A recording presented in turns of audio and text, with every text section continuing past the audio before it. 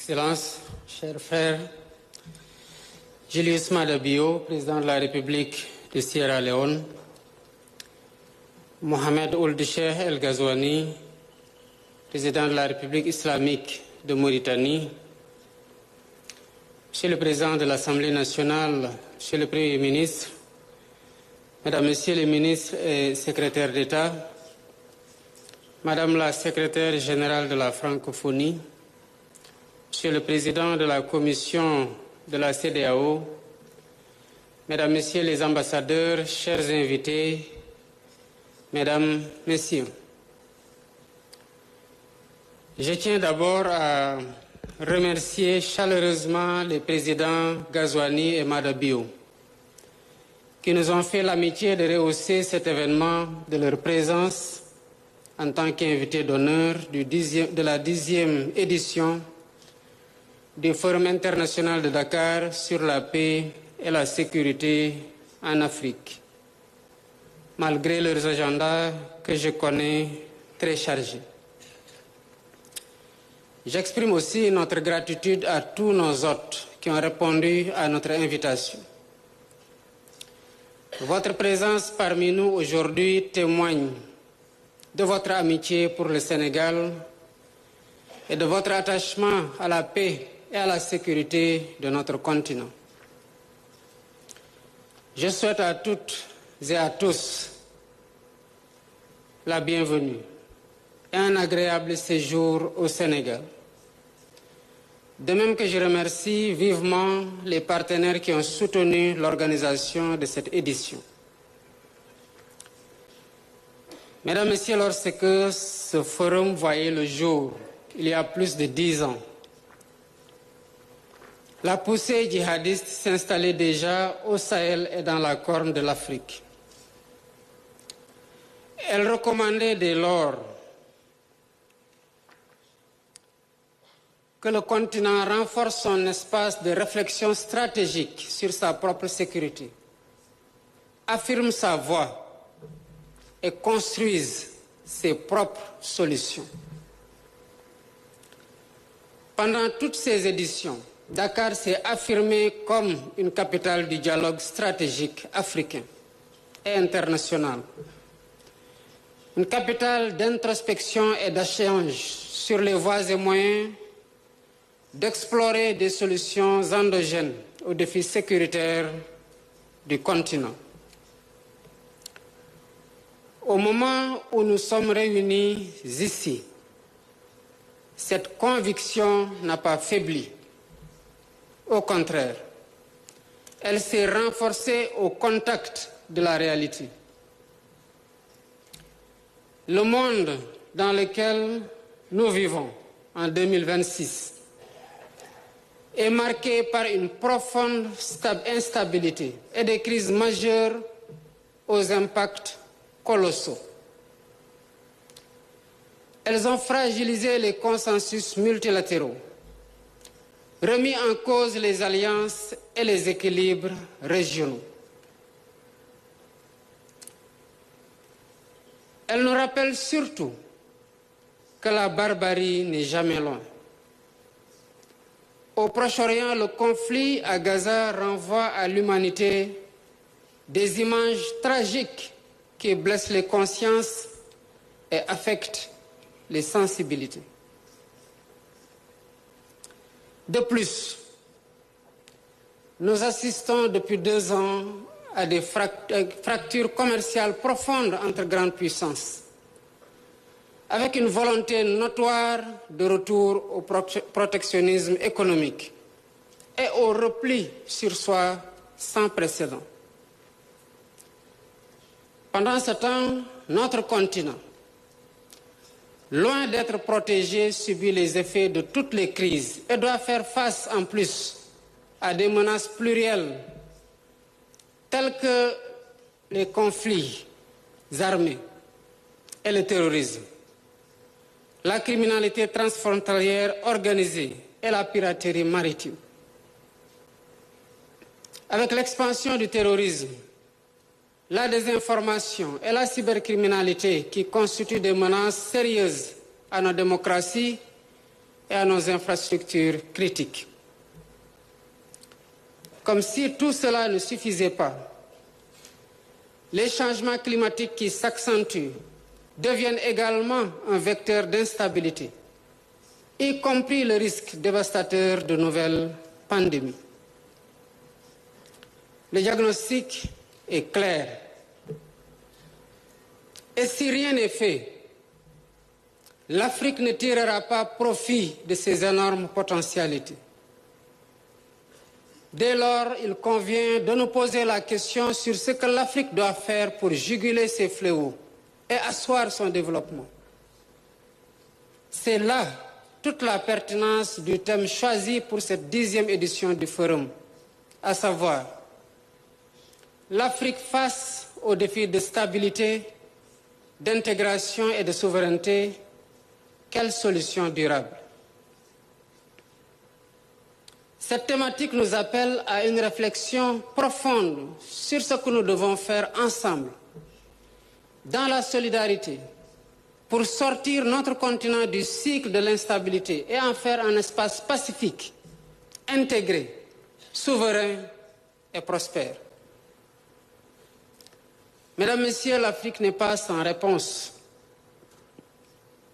Des progrès notables ont été enregistrés dans la prévention des conflits et dans le maintien de la paix. Des architectures de sécurité collective ont été conçues au niveau régional et continental. L'Union africaine et les communautés économiques régionales, en particulier la CEDEAO, ont démontré leur capacité à intervenir par le déploiement de forces de maintien de la paix. Mais ces architectures ont des limites, des mandats parfois flous, des financements incertains, des capacités opérationnelles insuffisantes et surtout une déconnexion trop fréquente entre les décisions prises ailleurs et les réalités vécues sur le terrain. Il est donc urgent de réorienter nos réponses collectives pour les rendre plus agiles, plus efficaces, plus ancrées dans les besoins réels des populations. L'Afrique ne doit plus se contenter d'être le centre des convoitises entre grandes puissances, ni de rivalités énergétiques et minières. Elle ne doit pas non plus rester spectatrice de la recomposition en cours des équilibres mondiaux. Nous devons en être des acteurs plus dynamiques et à part entière. Notre continent doit assumer clairement sa souveraineté. Nous ne devons plus accepter que notre agenda sécuritaire soit défini ailleurs. Que nos priorités soient dictées par des intérêts étrangers. Que notre espace stratégique soit occupé sans notre consentement. La souveraineté, c'est aussi et surtout une réalité intérieure. Elle doit être stratégique, économique, mais de nos jours, elle doit également être numérique. La prospérité ne naît pas de l'abondance de ressources, mais de notre capacité à les gouverner. Du lithium au colbart, du pétrole au gaz, de l'uranium à nos ressources halieutiques. Toutes ces ressources ne doivent plus alimenter uniquement les industries d'ailleurs. Elles doivent propulser celles présentes sur le continent, selon la règle extraire chez nous, transformer chez nous et vendre à un prix juste. C'est ça le moteur de notre transformation structurelle. Mais entendons-nous bien, même avec une pleine souveraineté acquise, aucun pays, ni aucun continent ne peut triompher seul face à ces menaces sécuritaires. Toute solution efficace ne le sera que collectivement. Mesdames, Messieurs, quand on se penche sur les problèmes de sécurité en Afrique, avec leur lot important de victimes, je pense aussi à cet instant, à cet enfant du Sahel qui n'a pas pu aller à l'école cette année parce que les routes sont coupées. Je pense à cette femme du bassin du lac Tchad qui a tout perdu dans un raid de groupe armé. Je pense également à ces jeunes dans la Corne de l'Afrique qui n'a pas trouvé d'emploi et a été recruté par un réseau criminel faute d'autres horizons. Ce ne sont pas des statistiques. Ce sont des réalités. Mais l'Afrique n'est pas condamnée à la fatalité. Elle doit faire face, et cela passe, à mon avis, premièrement, par la consolidation des mécanismes de prévention, d'alerte précoce et de rétablissement de la paix du continent.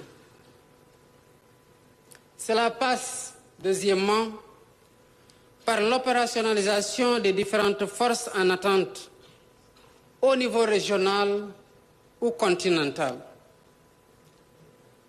Ces entités doivent agir en complémentarité avec les forces onusiennes sur le continent, avec des mandats clairement définis, des financements plus stables, plus prévisibles et davantage maîtrisés par les États africains eux-mêmes. Cela passe troisièmement par le renforcement de la coopération et de la solidarité régionale pour contrer l'expansion du terrorisme vers les États côtiers et asseoir une industrie de défense à l'échelle continentale pour un meilleur approvisionnement en équipement militaire. Cela passe, quatrièmement, par mieux valoriser le dividende démographique que constitue la jeunesse à travers des investissements dans l'éducation et la formation, y compris le numérique, pour favoriser l'emploi. Et c'est une manière efficace de lutter contre l'endoctrinement et la radicalisation. Cela passe, cinquièmement, par le renforcement de la gouvernance des ressources énergétiques et minières et promouvoir une valorisation de ces ressources avec une industrialisation progressive sur toute la chaîne de valeur. Et sixièmement, travailler à une meilleure intégration du continent sur la base des mécanismes existants, comme la ZLECAf et les autres mécanismes de coordination des secteurs de la santé, de l'agriculture, des infrastructures, inclus dans l'agenda 2063. La paix et la sécurité sont indissociables du développement. Au même titre que la stabilité est indispensable pour favoriser l'éducation, la santé, la croissance économique et les investissements, le développement est aussi le moyen par excellence de réduction de la pauvreté et des inégalités, qui sont de potentielles sources de conflits. Il est donc fondamental qu'en plus des réponses militaires, que des programmes de développement soient parallèlement menés dans la lutte contre l'insécurité et l'instabilité. Unis, nous serons plus forts pour passer d'une posture de vulnérabilité à celle de puissance économique. C'est pourquoi la centralité de l'intégration africaine doit être au cœur de nos politiques. Notre engagement doit être renforcé tant dans la conception que dans la mise en œuvre des politiques communautaires. Je suis convaincu que, unis et confiants en nous-mêmes, nous pouvons jouer les premiers rôles et faire entendre la voix de l'Afrique sur la scène internationale. Mesdames, Messieurs, j'ai espoir que vos travaux aboutiront à des réponses concrètes aux questions existentielles qui nous préoccupent tous.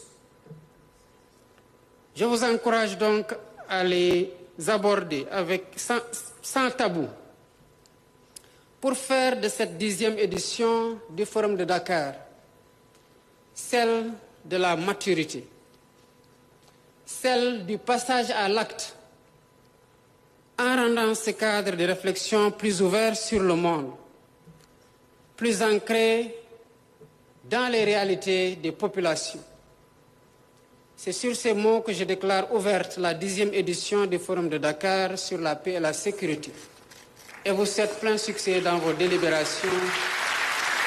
Je vous remercie de votre attention.